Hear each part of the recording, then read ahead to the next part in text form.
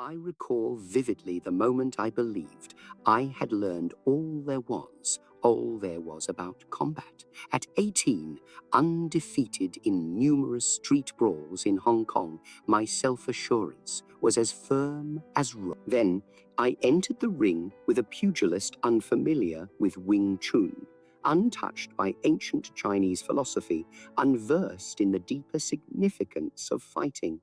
In under half a minute, this novice dismantled my flawless technique with raw, unrefined blows from unexpected direction. Lying on the mat, blood in my mouth, I grasped the most humbling lesson of my existence. The master has stumbled more often than the novice has attempted. You believe you recognize failure, don't you? Don't you assume it's the instant you fall short, when you don't meet expectations, when you must concede defeat. But you're mistaken. That's not failure. That's merely feedback. True failure occurs when you cease trying entirely due to fear of imperfection. It's choosing the security of ignorance over the challenge of growth. Real failure is mistaking your current knowledge for the limit of your potential. At this moment, as you hear these words, you stand at a junction. One route offers the comforting illusion of mastery, where you stay within the confines of your known abilities. The other presents the daunting truth of genuine expertise, where each advance demands acknowledgement of your ignorance. Most select the former. They gather minor triumphs, fortify their limited understanding, and dedicate their lives to defending their domain rather than venturing into new territories. But you're not like most, are you? You're here because something within you realizes that true development lies beyond failure. Failure. Let me transport you to 1964, to Oakland, California, where I had just inaugurated my first martial arts academy in the United States. At 24, I was convinced that my innovative combat approach would transform the world. Then came the obstacles, the world. Traditional masters accused me of tainting ancient wisdom. Pupils left because my techniques were too demanding. Detractors labeled me a mere showman lacking depth. Each day introduced a new form of setback, a new cause for self-doubt, a new chance to abandon my path and revert to familiar grounds. But here's what I uncovered during those harsh months of relentless defeat. Each failure was a gateway. Each error was a lesson. Every instance of feeling fraudulent was an invitation to uncover my true self beneath my preconceptions. The boxer who humbled me at 18 wasn't my adversary. He was my mentor. The students who departed weren't rejecting my methods. They were indicating which techniques required refinement. The critics attacking my approach weren't aiming to ruin me. They compelled me to hone my comprehension until it was unassailable.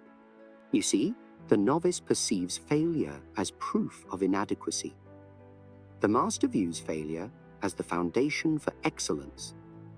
The beginner shuns situations where failure is possible. The master pursues them like a prospector seeking fortune. The novice fails once and deduces they're unsuited for success. The master fails countless times and deduces they're nearing a revelation. This isn't solely about martial arts or physical training. It's about the fundamental distinction between those who attain mastery in any discipline and those who remain perpetually ensnared in mediocrity. Consider your own life presently. What aspirations have you forsaken because the initial try wasn't flawless? What talents have you neglected to cultivate because you couldn't ensure immediate triumph? What dialogues have you evaded for fear of misspeaking? What hazards have you declined to take because failure seemed more tangible than possibility? Each of these choices has been influenced by the part of you that regards failure as the foe. But I'm here to impart something that will alter everything if you truly absorb it.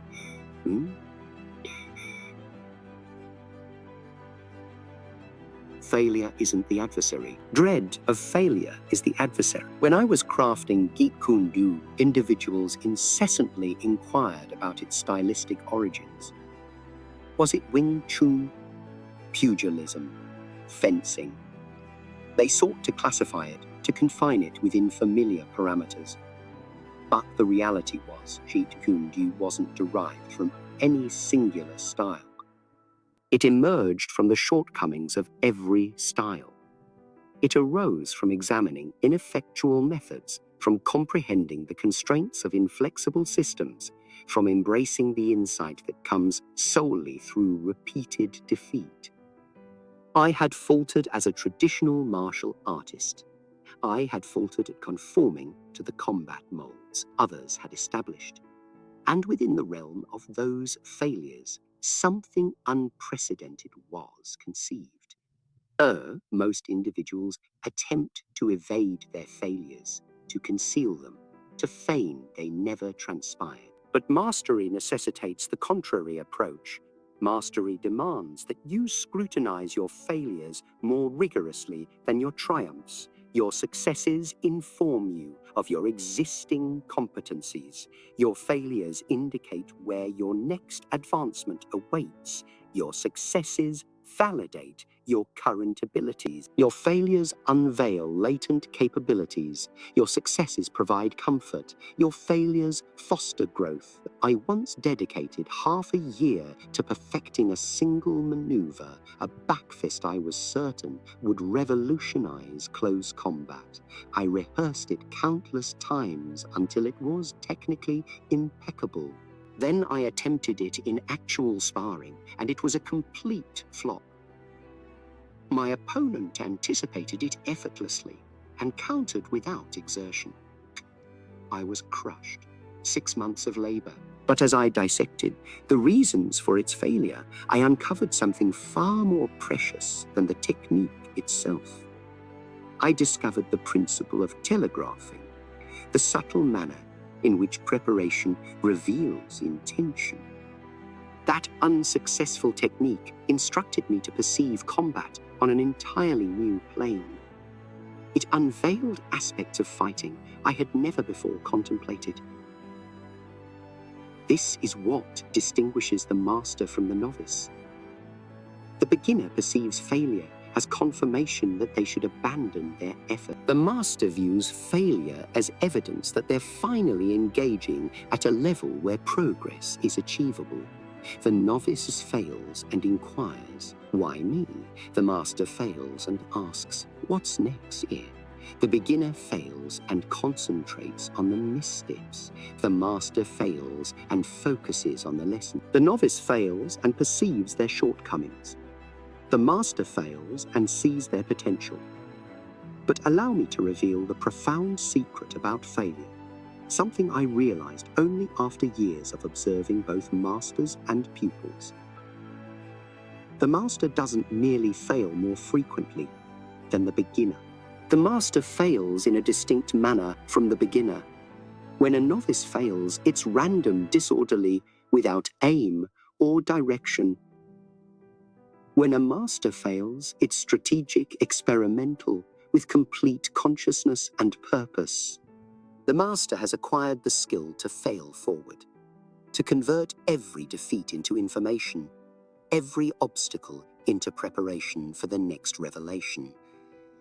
This leads me to what I term intelligent failure. Not all failures are equal. Some failures impart no wisdom beyond inadequate preparation. But intelligent failure is distinct. Intelligent failure is deliberate, mindful, intended to explore the limits of possibility. When I was preparing for my combat sequences in Enter the Dragon, I didn't merely practice the choreographed movements until they were flawless. I intentionally attempted variations I knew would falter, solely to comprehend the reasons for their failure. I tested timing that was excessively rapid, too sluggish, premature, delayed. I investigated angles that were ineffective, distances that were incorrect, rhythms that felt unnatural. Each failure educated me in ways that success never could. You can implement this same principle in any facet of your life where you aspire to develop proficiency. If you're learning public speaking, don't just deliver safe presentations. Deliberately experiment with techniques that might not succeed. Try humor that may not resonate. Share anecdotes that might not captivate. Impact. Each failure will instruct you about your audience, about timing, about your unique voice in ways that cautiousness never could. If you're advancing your career, don't remain within your comfort zone. Deliberately undertake projects that challenge your abilities. Pursue roles for which you're not entirely qualified. Propose concepts that may be rejected. Each failure will broaden your comprehension of potential and refine your strategy for the next endeavor. The next endeavor. The novice perceives this approach as unnecessary peril. The master views it as essential education. The beginner seeks to minimize failure. The master aims to maximize learning from failure. The novice sees failure as an impasse. The master regards failure as a milestone on the path to mastery. But here's where many misconstrue expertise. They believe expertise entails possessing all the solutions correct. They assume the master is the individual who no longer fails. This is entirely misguided. True expertise isn't about omniscience. It's about being at ease with uncertainty, about being prepared to fail in the quest for deeper understanding. The more proficient I became in martial arts, the more cognizant I became of my ignorance. The more I learned about combat, the more I realized the boundless possibilities. This is what I term the paradox of expertise. The novice believes they know nothing and feels daunted by the vastness of their ignorance. The expert is aware of their ignorance and feels invigorated by the endless opportunities for discovery. The beginner views their ignorance as a constraint. The expert perceives their ignorance as a chance. The novice aspires to reach a stage where failure is no longer necessary. The expert has arrived at a point where they're eager to fail more intelligently. When I arrived in Hollywood, I assumed my martial arts expertise would seamlessly translate into cinematic success. Into cinematic success. I was incorrect. I failed audition after audition.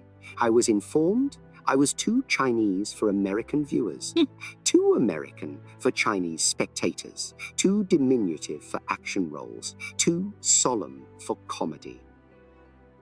Each rejection was a failure of my presumption that proficiency in one domain automatically begets proficiency in another. But rather than surrendering, I examined these failures. I analyzed the qualities casting directors sought, the desires of audiences, the narratives that needed to be conveyed. I failed my way into comprehending an entirely new sphere. The most perilous juncture in any master's voyage isn't when they're failing frequently. It's when they cease failing altogether. When you stop failing, it signifies you've stopped pushing boundaries. When you stop failing, it indicates you've opted for comfort over growth. When you stop failing, it means you've begun safeguarding your reputation instead of expanding your capabilities. The master who has stopped failing has ceased being a master, faced being a master. They've become a custodian of antiquated knowledge rather than a pioneer of new possibilities. I observe this frequently in martial arts academies. Masters who attained a certain skill level decades ago and have been idling on that accomplishment ever since.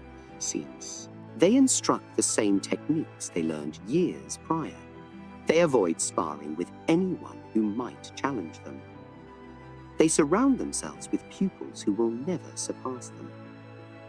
They've chosen the security of past success over the risk of present growth. They've forgotten that mastery is not a terminus to be reached, but a journey to be continued. This transpires in every discipline. The entrepreneur who ceases taking risks because they've attained a comfortable level of success. The artist who continues producing the same type of work because it's marketable. The athlete who ceases training at their limit because they've won sufficient competitions. The educator who ceases learning because they've been instructing the same subject for 20 years. They've all committed the same error. They've confused current expertise with permanent mastery. But true mastery necessitates what I term a beginner's mindset within an expert's physique. It requires preserving the curiosity, the willingness to fail, the hunger for growth that defines the novice, while possessing the skills, experience, and knowledge that accompany years of practice. It demands being concurrently confident in your abilities and humble about your limitations. It requires being expert enough to fail intelligently and novice enough to continue desiring failure. Let me recount the most pivotal failure of my career. In 1964, I was challenged to a duel by Wong Jack Man, representing the traditional Chinese martial arts community. They asserted I was sullying ancient wisdom by instructing Chinese martial arts to non-Chinese students. The fight was intended to determine whether traditional methods were superior to my evolving approach. I emerged victorious, but barely, and not in the manner I had anticipated. It lasted much longer than I expected. I was more fatigued than I had prepared for. Techniques weren't as effective as I had presumed they would be. Most individuals would have concentrated on the triumph. I focused on the failure. Why had it endured so long? Why had I been so exhausted? Why hadn't my techniques performed as anticipated? This analysis initiated the most rigorous period of experimentation and failure in my entire career. I faltered at enhancing my conditioning. I faltered at creating more efficient techniques. I faltered at integrating diverse fighting systems. I faltered at devising training methods that could prepare me for unpredictable adversaries. Each failure imparted wisdom that success never could have. That fight wasn't significant because I won. It was significant because I failed to win in the manner I had expected, and that failure compelled me to transcend my current limitations. The victory instilled confidence. The failure bestowed wisdom. The victory affirmed what I already knew. The failure exposed what I needed to learn. The victory made me feel successful. The failure made me improve. This is the distinction between amateur success and professional growth. The amateur revels in their victories and attempts to forget their failures. The professional examines their failures and learns from their victories. The amateur desires to win without failing. The professional aspires to fail their way to winning. The amateur perceives failure as proof of their inadequacy. The professional views failure as evidence that they're finally exerting sufficient effort. But allow me to address something that prevents most individuals from embracing this approach to failure. You're apprehensive about others' opinions. You're afraid that if you fail publicly, individuals will judge you, dismiss you, lose respect for you. You're afraid that failure will tarnish your reputation, harm your career, diminish your status. These are valid concerns, but they're founded on a fundamental misunderstanding of how perception truly operates. Individuals don't lose respect for you when you fail at something challenging. And you fail at something challenging. They lose respect for you when you fail to attempt anything challenging. People don't criticize you for stumbling, they criticize you for refusing to rise.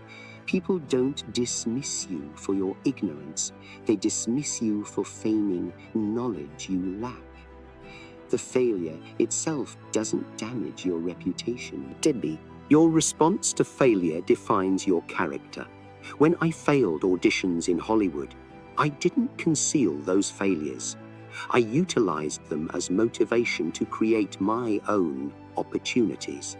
When my early films were criticized, I didn't defend them. I employed the criticism to produce better movies. When my fighting techniques were challenged, I didn't evade the challenges. I used them to refine my understanding of combat. The failures became part of my narrative, not impediments to it. They became proof of my dedication to growth, not evidence of my inadequacy. This is the essence of authentic confidence, not the absence of failure, but the willingness to fail in the pursuit of something greater than oneself. Not the pretense of omniscience, but the courage to acknowledge ignorance. Not the preservation of one's current image, but the evolution toward one's potential. True confidence isn't demonstrated by avoiding challenges. True confidence is proven by engaging with challenges that may conquer you.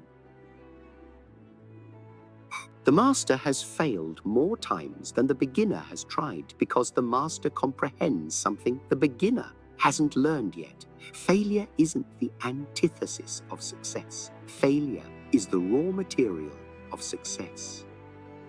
Every master in every field has constructed their expertise on a foundation of failures that instructed them in ways textbooks couldn't, teachers couldn't, success alone could never unveil. The beginner attempts to evade this foundation. The master extracts wisdom from it. Now, allow me to share with you the practical framework I developed for converting failure into expertise. This isn't conjecture. It's the precise process I employed to evolve from a traditional martial artist constrained by rigid thinking into someone who could adapt, flow, and respond to any circumstance. The initial component is conscious incompetence. It is competence. Before you can become proficient at anything, you must become adept at recognizing your ignorance. Most individuals bypass this stage. They desire to progress from unconscious incompetence directly to conscious competence, but there's no shortcut through the valley of conscious incompetence. When I first began studying boxing, I assumed my Wing Chun background would facilitate the process. After all, both involve using your hands to strike opponents. Now, how dissimilar could they be? Within minutes of my initial boxing lesson, I realized my ignorance of the sport. My footwork was flawed. My punching technique was deficient. My defensive positioning was inadequate. I had to become consciously aware of my incompetence before I could commence developing competence. This phase is uncomfortable because it shatters your illusions about your current ability. But it's absolutely essential because you can't rectify problems you don't acknowledge. The second component is experimental iteration.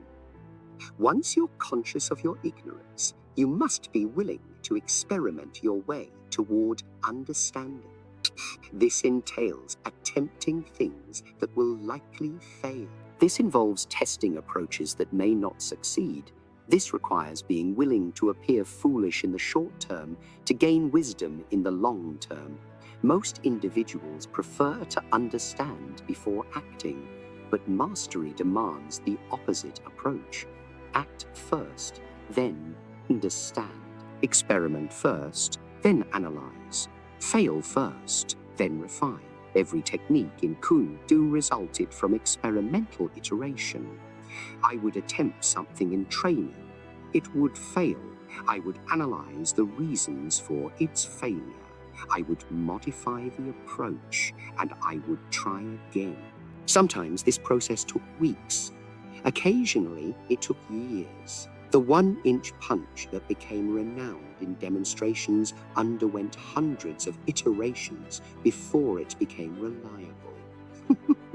Each unsuccessful attempt educated me about body mechanics, energy transfer, timing, and the relationship between intention and action. The third component is failure analysis. This is where most individuals halt their growth. They fail, feel disheartened, and move on. But the master does something different. The master treats every failure as a puzzle to be solved, a mystery to be investigated, a lesson to be extracted. What specifically went awry? Why did it go wrong? Why did it go wrong?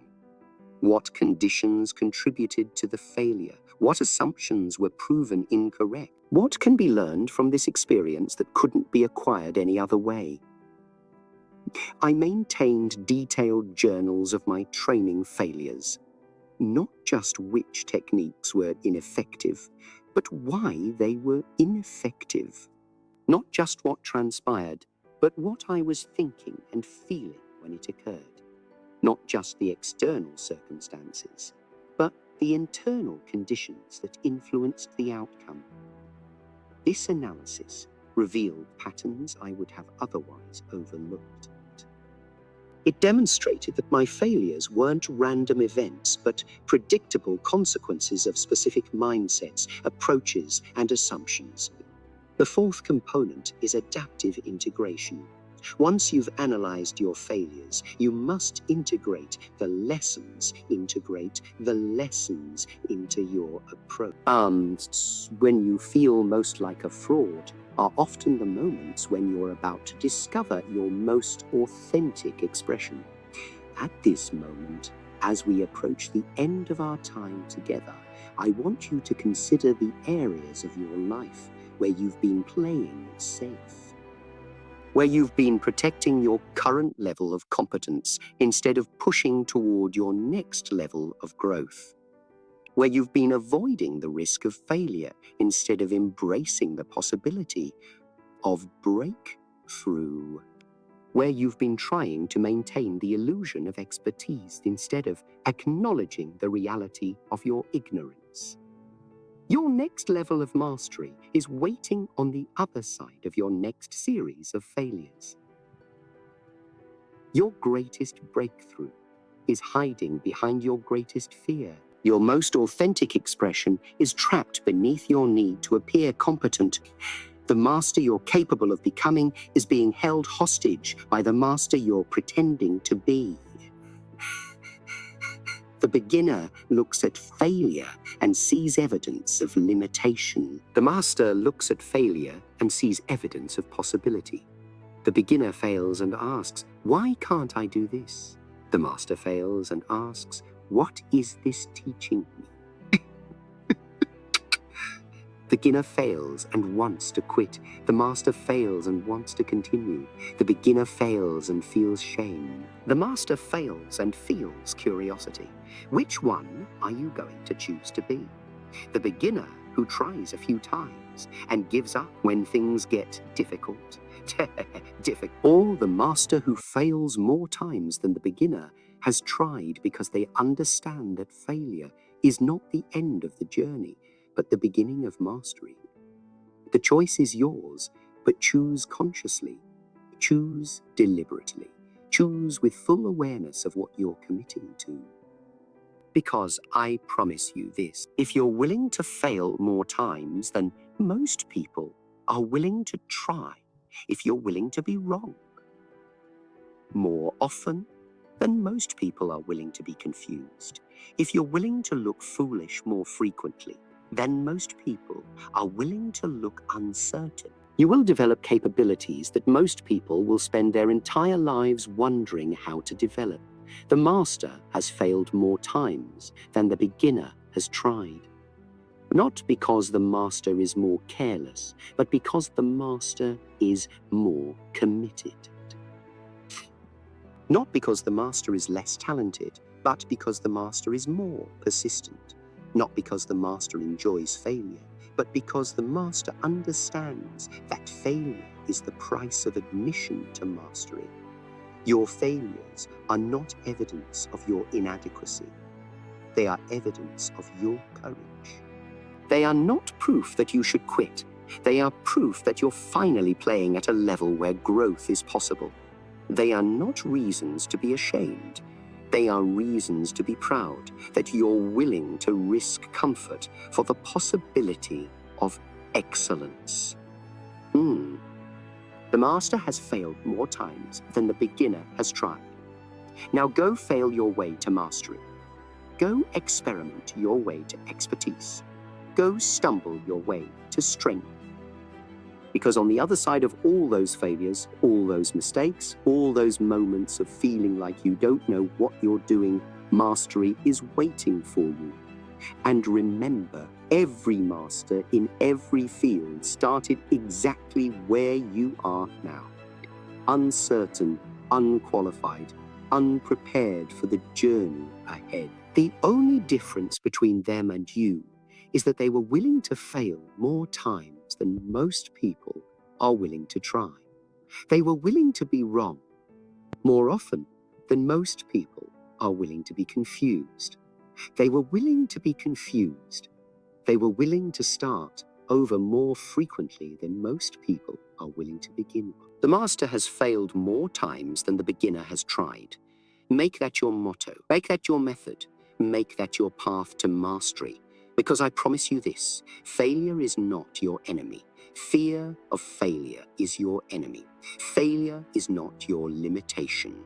Avoidance of failure is your limitation. Avoidance of failure is your limitation. Failure is not your weakness. Refusal to fail is your weakness. Go forth and fail brilliantly. Fail consciously. Fail experimentally, fail analytically, fail adaptively, fail recursively, because that is the path of the master. That is the way of mastery. That is how you become someone who has failed more times than the beginner has tried, and in doing so, has achieved what the beginner can only dream of achieving.